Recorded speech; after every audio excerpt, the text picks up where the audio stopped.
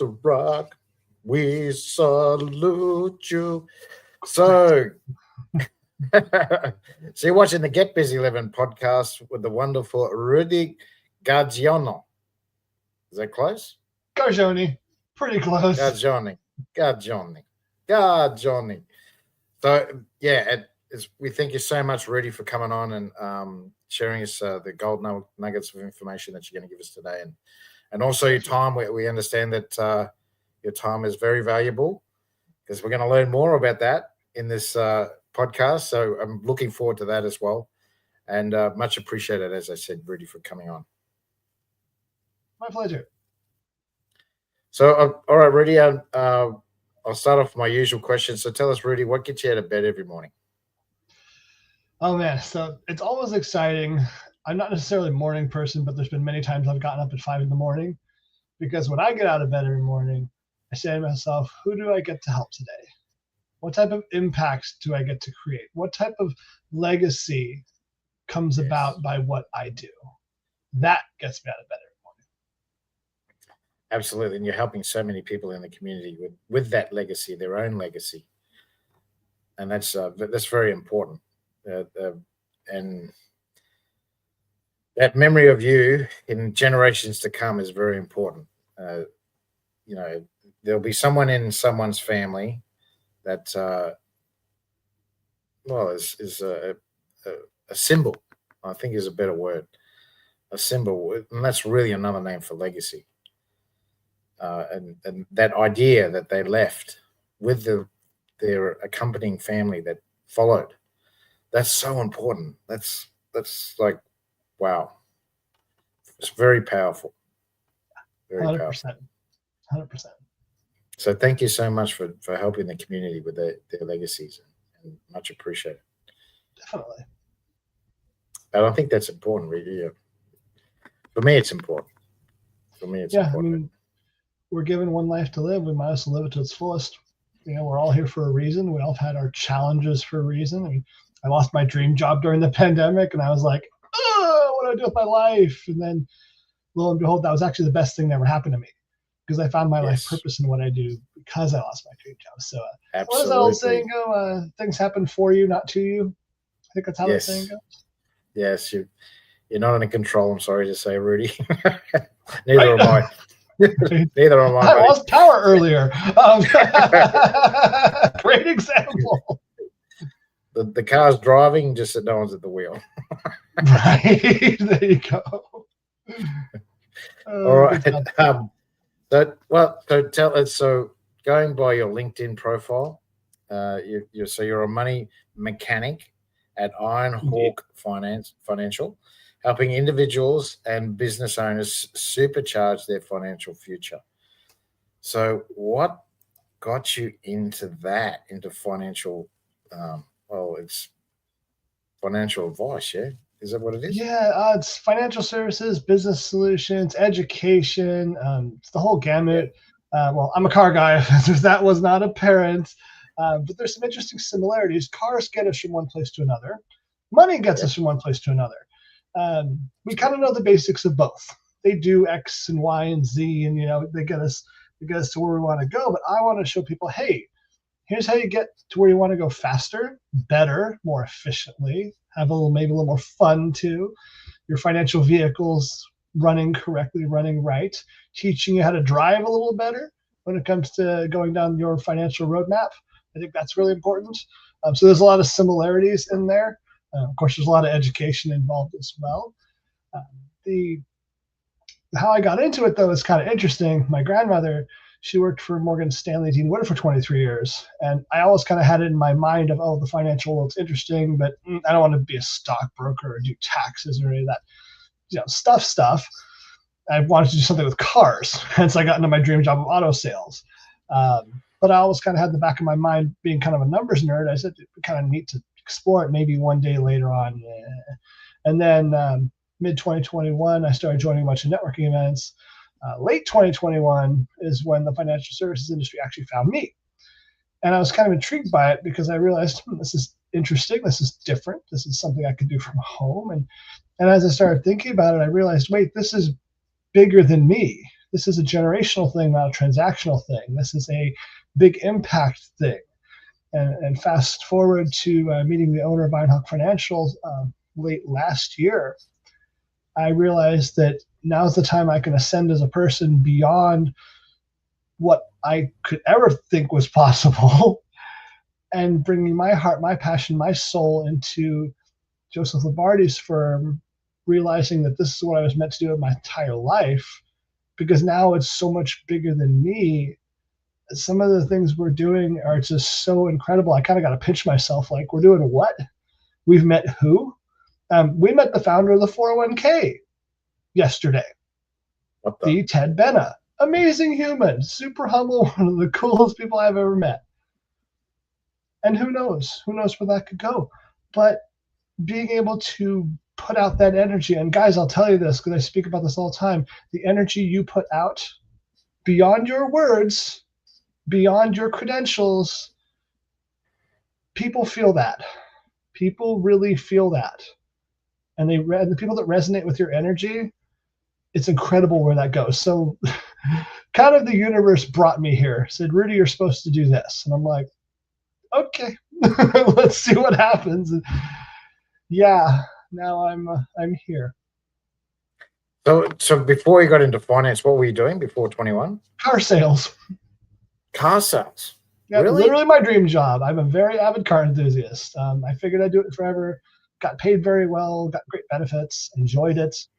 Worked 50 hours a week, but it never felt like 50 hours because it was so much fun. And whenever we got a cool car, and I was take it for a test drive. Like, so that looks like fun. Let's go take that for a spin, go grab some coffee. It was so much fun.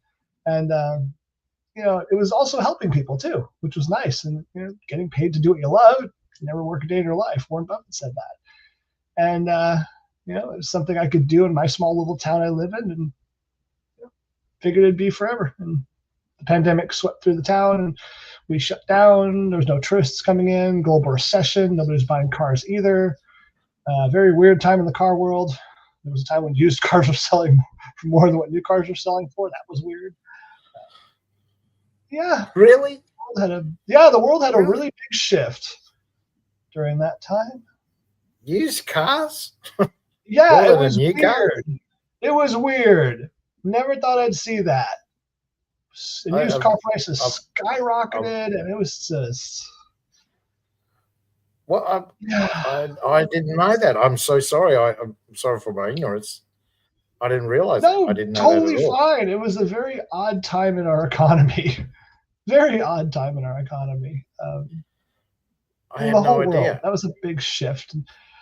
And that doesn't make sense, does it? No, it doesn't. It really doesn't. And there was also a new car shortage because the chip manufacturers were not making chips to put in the circuits to put in the cars. So you weren't getting any new cars. So used cars, the prices were skyrocketing with them because of that. It was very strange. And usually I tell people to buy used cars because they're cheaper. But not at that time. You couldn't find a new car, so I was like, well, you get what you get. I see. I see what you're saying. Okay, so manufacturing pretty much stopped, and because of that fact, the world pretty much stopped. So manufacturing, supply chains, all of that. It was the toilet paper hoarding was odd though. That was an odd one. I don't know what people were thinking about that. I don't know, guys. Actually, I don't think I do some plants or something. Come on, I don't know. It was. Although I will say one good thing speaks to what you do. People, I think, got a little bit more aware of their health. I absolutely hope people got a little more aware of their health. I certainly did. So, and we can definitely talk about health and wealth because they are tied at the hip and then some. Absolutely. If you don't have your health, you're not going to have your wealth. Period. That's why I love what you do. So, very powerful.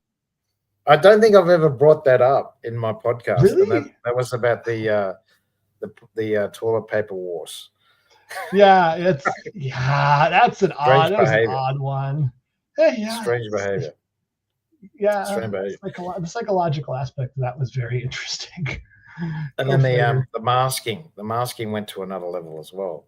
That was another Oh thing I'm yeah, going to bring up on this podcast. People were putting on what they called welding masks.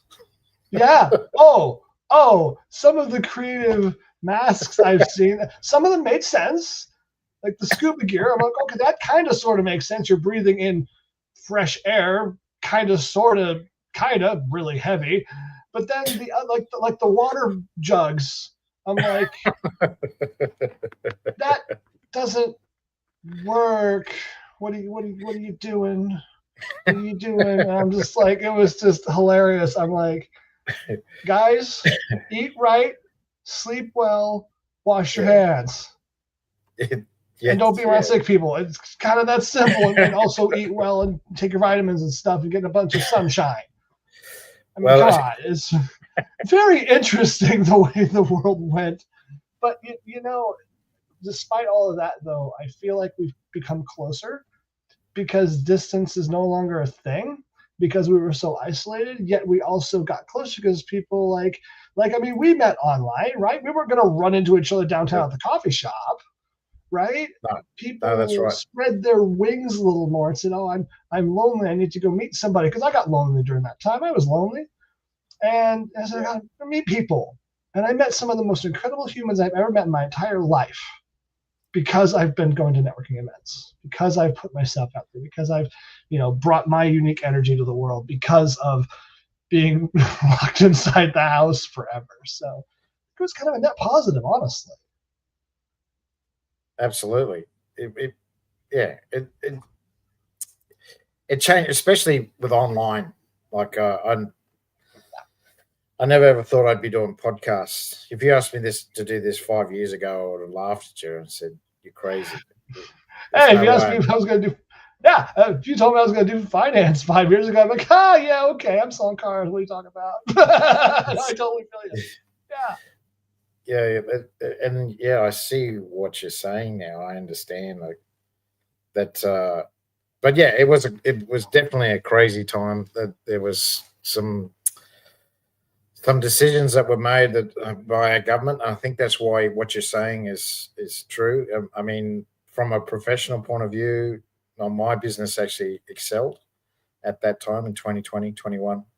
The reason being is because everyone shut down and I didn't. And the other thing is, when someone did go to a health professional that was wise enough to open up, they were turning them away, whereas I didn't. Yeah, in here in Australia, that if you came with flu-like symptoms, that I know that the general practitioners, MDs that you call them over there, they were turning people away because they didn't. They were that afraid that they were going to get this killer virus that it was like they had leprosy. It's like the old lepra. Ooh, that's scary. Wow. It's the old leper outbreak. Leprosy was a huge problem, and they were turning away people because they didn't want to catch it because it's that contagious. But it wasn't in the end. And doesn't that sound familiar? Yeah, that's the other thing with what I do. I talk a lot about financial resiliency. What if we have another one of these? What's going to happen? Yes. How did people's retirement accounts fare in 2020 with that great massive recession? What happened? Did people's retirement accounts do this? Did they tank? What, were they lost their jobs, right? Yeah. The retirements tanked. Then what? People might have gotten sick. They might have had debilitating conditions. Were they able to still pay their bills? I mean, all these people died. All these very major catastrophic events, besides being catastrophic events mentally, emotionally, spiritually, they were also catastrophic events financially. And it just breaks my heart knowing how many people struggled and suffered and dealt with all this stuff because they unfortunately didn't have an advocate for them to say, hey, I'm here for you. Let's talk about this. Let's make sure you're resilient financially. So if something does go sideways, market correction, global pandemic, losing your job, etc., you're going to be okay. You're going to be okay. 2008, people jumping off of buildings because they lost their retirement. And I'm like, Yep. Good friend of mine, the owner of our firm, his dad had a $27 million construction business, making a pile of money. This is why I preach it's more than just having a pile of money. You have to have a strong financial foundation to support yourself, your family, your business, and your legacy. That's where we come in. But he lost that business because he fell 3 stories off a ladder, shattered his foot, and couldn't work for 2 years. Lost a $27 million business. What was that? He fell off a ladder, 3 stories, and he shattered his foot, and he couldn't work for 2 years. And his dad lost that $27 million business as a result of that. Wow. Yeah. That's one of the reasons why we do what we do, is to keep that from happening to the average American who needs advocates, who needs care, who needs someone to look out for them beyond just being their financial professional. We want to be their advocates to make sure they're not just their lives are taken care of, but their families. Yeah, absolutely. Grant Cardone says, I don't know if you know who he is. Oh, yeah. He says you need 10 mil. You need 10 mil just to be safe. To be safe, you know what I mean? In assets, but also in liquidity. Liquidity, I can't even say it. Yeah. So in other words, so cash on hand, and that can be also currencies, so gold, silver. That's what he's talking about. Yep. But also assets as well. He said you have to have a balance of all of the above. The reason being is, what if your mum gets sick? What if your dad gets sick? What if your kids get sick? Yeah. So and that's what he's saying, is that you're going to need that spare cash to. It's okay to have an asset that you can't liquefy. Yeah. If it's all tied up in this, that, and everything, and you can't access it, and the market goes down, and then you lost value in your asset, and then you have tax implications on that anyway. How much did you actually lose? It's like, that's not good. Not good. So and that's So if you're not over that $10 million mark, then in liquidable assets, and also, basically you can exchange it pretty quickly. Mm-hmm. Then you're in trouble. Personally, I would argue that number varies a bit depending on where you live. Like, I'm out in rural Oregon. It's not crazy expensive out here. It's not Manhattan. It's not the Bay Area in California. That's where I came from originally. Very different economic world. 10 million in the Bay Area, you might survive, maybe, probably not. Up here, that would be a lot. Very, very, very comfortable. And it just, but I always tell people, it's like, you got to know what your financial landscape looks like now. You got to know what you're planning for. And this is why I tell people when they're young, like, hey, when you're out of high school, start saving for retirement. And most people look at me like I'm crazy. I'm like, okay, let me explain one simple concept. The time value of money. If your money works for you 24 hours a day, 7 days a week, which it does, and you start saving for retirement when you turn 18, you're going to be fine. Or at the very least, you're going to have a really nice leg up, and you're going to have money to play with. And if your parents have the foresight to start saving for your retirement the day you were born, you're going to be very well off. As long as you, of course, have a healthy relationship to money and take care of it properly, you'll be fine. Which is why the psychological aspect of money and wealth building is so important. Because look at all the lottery winners. They win tens or hundreds of millions of dollars, and they're bankrupt in 5 years. Yeah. They didn't have a healthy relationship to money. They just spent it like it was growing on trees. They didn't invest it. They didn't make it work for them. They didn't build a legacy with it. Or the people that put all their money in crypto and lose all of it because they didn't diversify. I've heard stories of people losing 7, 8, 9 figures in money because they didn't diversify it. And I'm like, what? You did what? And we don't teach this stuff. We don't talk about this stuff. Just like with health and wellness on your end, we don't teach people how to be healthy physically or financially. And this has been a problem across the past 4 generations or so. And now look where we're at.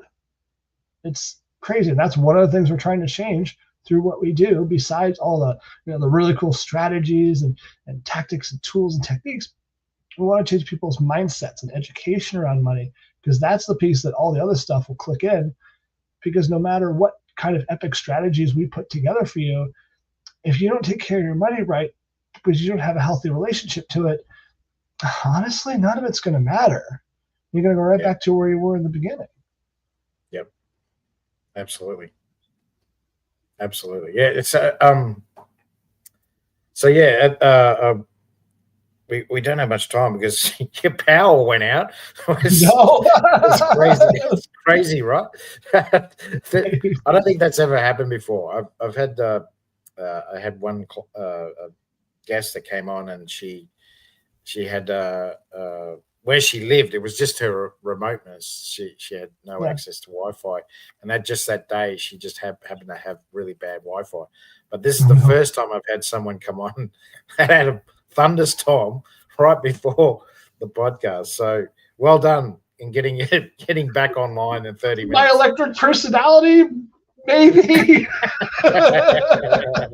Something's going on. I don't know. Oh, side note. My relationship with cars and electrical is bad. 7 out of the 8 cars I've owned have had electrical problems.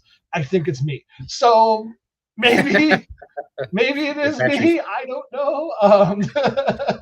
Your batteries are haywire, is it? Go figure. Yeah. I forgot what it's called. Anyway, yeah. So tell us about who you've helped with their finances. Definitely. We've helped a variety of not just individuals, business owners too.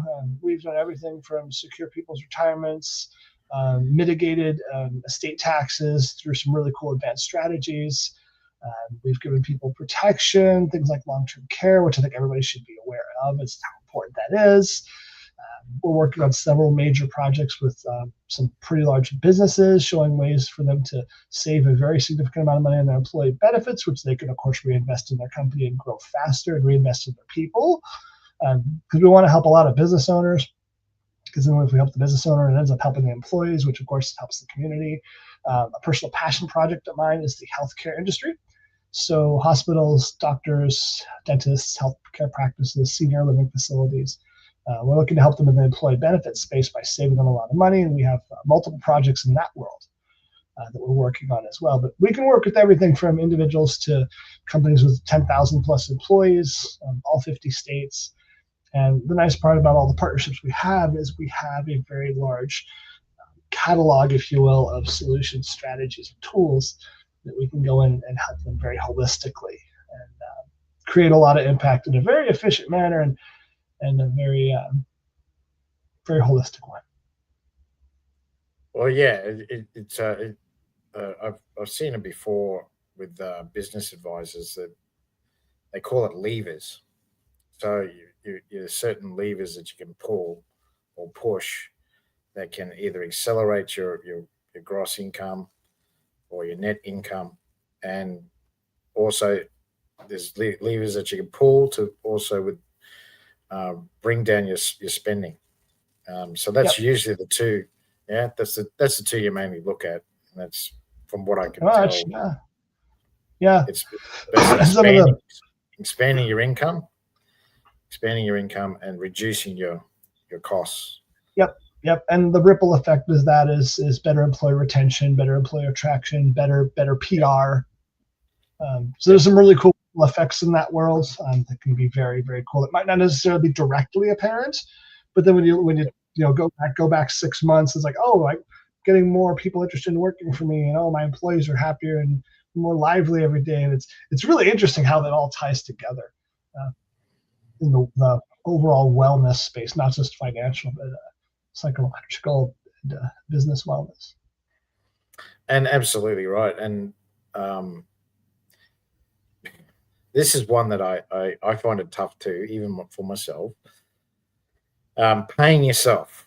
So what I mean by that is every aspect. So paying into, I don't want to go into more detail, but superannuation, especially your retirement funds. Small business owners seem to have this block. whatever you want to call it. They just don't do it. They don't pay into their future. They're more concerned about the now. So that's obviously your company help. You and your company helps to address. Yes. Yes, seen it. Yeah, because I mean, you do have to pay yourself. There's some really cool strategies out there where you can pay yourself out of your personal account, do a match from your business account, and then write off the match, kind of like you would a 401k. But there's other alternatives besides that, and that's one of the aspects we teach. Because a business owner, you got to take care of your own stuff. Because if you don't take care of your own finances, your business might suffer. So we want to address that. In addition to saying, okay, we got some cool business solutions, which are great, let's also address things on a personal level for you and your family, as well as your business. And we can do both with a very, very harmonistic view, and create a very comprehensive and cohesive package where it's like, okay, we're going to take care of X, Y, and Z in your business, then we're going to take care of A, B, and C in your personal life. Because then everything harmonizes in a really, really good way. And the business owner says, oh, wow, I'm being taken care of at all levels of business and personal life. I can breathe and I can focus on growing my business and not have to worry about X, Y, Z, and A, B, and C because I'm being holistically taken care of. Kind of like a financial doctor in a way. Kind of look at the whole body. Kind of look at the whole business. Another problem I see, I'm not immune to it either. I still catch this disease. And that is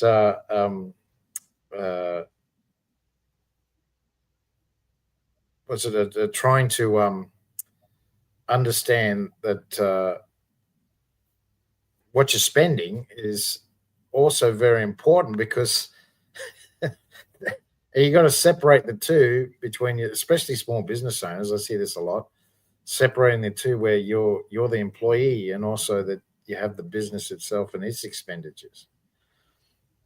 There's I found a lot of business owners that have that correlation, I suppose, uneducation, I suppose you could call it. And the other thing too is, like, you got to invest in yourself. You can have the best business in the world, but if you're maybe a little bit weak in leadership, invest in learning leadership. Or maybe you have a really, really good product idea, but you're not the best in marketing. Maybe take a class on how to market. And don't be afraid of tossing money into yourself, because the investment in yourself, honestly, is the best investment you can make. If you invest in yourself by learning knowledge, if you invest in yourself by keeping yourself healthy, if you're not healthy, you're not going to be able to run a business. You're going to be lagging like crazy. Investing in those things.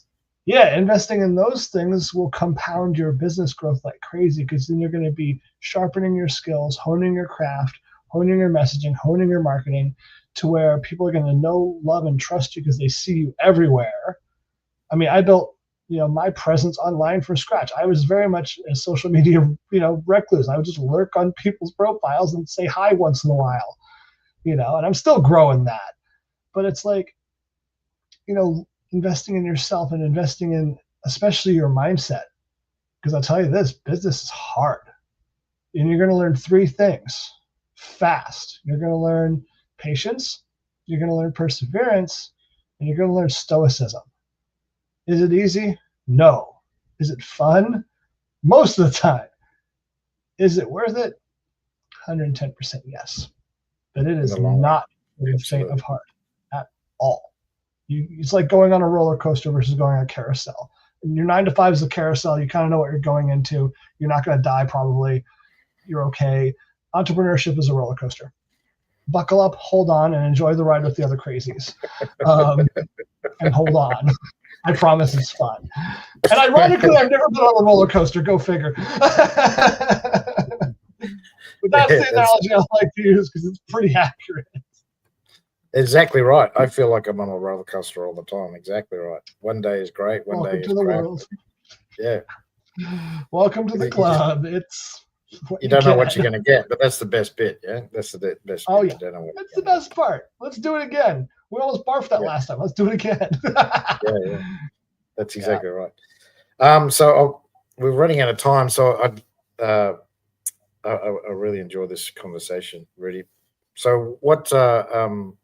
So who's your ideal client? Who's the person you want to help the most? Yeah, person I want to help the most. I really want to, like I said, I really want to help the healthcare industry. They're struggling in multiple facets. I want to help hospitals thrive. There's actually a reason behind that. When I was born 3.5 months early. I weighed 1 pound 5 ounces. I was a tiny little fleshy potato, and I had about a 10% chance of living. And well, spoiler alert, I'm still here. 5'11" and 257. I need to work on that. But the hospitals help me thrive, and exactly, the hospitals help me thrive, and my give back is I want to help them thrive. That's my give back, and I have plenty of resources to do that. So hospitals, healthcare facilities. We're doing a lot in the payroll space also. Like we've partnered with multiple payroll companies because if they don't offer benefits, it's like, well, now you can offer benefits through us. We'll do all the heavy lifting. We'll do all the work. That's just another add-on for you as a payroll company. And we don't do payroll, so we send your people your way. You send for payroll. You send people our way for benefits. And it's a double win because then the clients get extra services and so do ours. And it's very, very synergistic and complementary. So we work with a lot of those guys. And then people like estate attorneys, they're also really good because we can help their clients in a very, very complementary way. We're not going to step on their toes. They work in a world that's different to ours, but yet they're kind of joined at the hip anyway because they're taking care of this stuff and we're taking care of that stuff. So they're really good strategic partners for us in that world. But yeah, we can help everybody. That's the cool part. Anybody from an individual to a Fortune 500 company, we got something for you.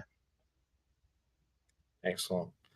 And Rudy, so tell us, last question. So what ideas or information would you give the audience to provide lifelong longevity? Invest in your health. That's extremely important because that's a conversation I've had more than once with people. Because here's the thing, if you invest in your health, you're going to spend less money on your health care because you're not going to have to go to the doctor for every little thing because you get sick all the time. Invest in your health. Invest in your mindset. Because if you don't have a good mindset about life, everything else is going to become very hard. Trust me, been there, done that. And then invest in your future, understanding the tips, tricks, tools, and strategies you have to grow your wealth, take care of your wealth, pass on your wealth, and then teach your children how to do the same thing. Then you will live a very long time. You will be very happy, and you're not going to run out of money either. And the best part is your kids are going to have the same or better. That's awesome, man. All right. Thanks very much, Rudy. Hey? And drink lots of water. Yes. Oh, that's very important. So many people who don't drink much water. It's pretty bad. Accurate. Health as well. Okay.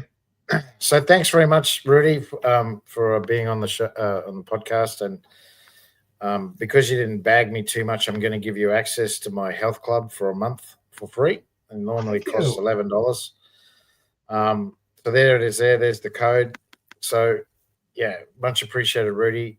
And I'll give my associate to give you access to that. So it's got 9 modules in it, and it teach you about EFT, emotional freedom technique, meditation, nutritional, how to lose weight, and also exercise, how to plan it. It's roadblocks in your mind. There's 2 modules on that, and it's one on acupuncture, one on Chinese medicine, and one on the 8 chronic diseases, the leading causes of mortality, I should say. So yeah, it's pretty in depth. It's 20 years of information that I've crammed into 9 modules, and so it's awesome. Love it. help you to live longer, so you can have better finances. So thank you very much, Rudy, for coming on to the Get Busy Living podcast. Much appreciated for your time and the gold nuggets of information. A lot of stuff I learned today that I didn't know about it. So yeah, thank you so much for that. My pleasure. It was so much fun, and I'm glad I got my power back. yeah, true. Oh, that's crazy. That's crazy. It's never happened before. So yeah, thank you. All right, guys, you've been watching the Get Busy Living podcast with Rudy. You have a great day, guys.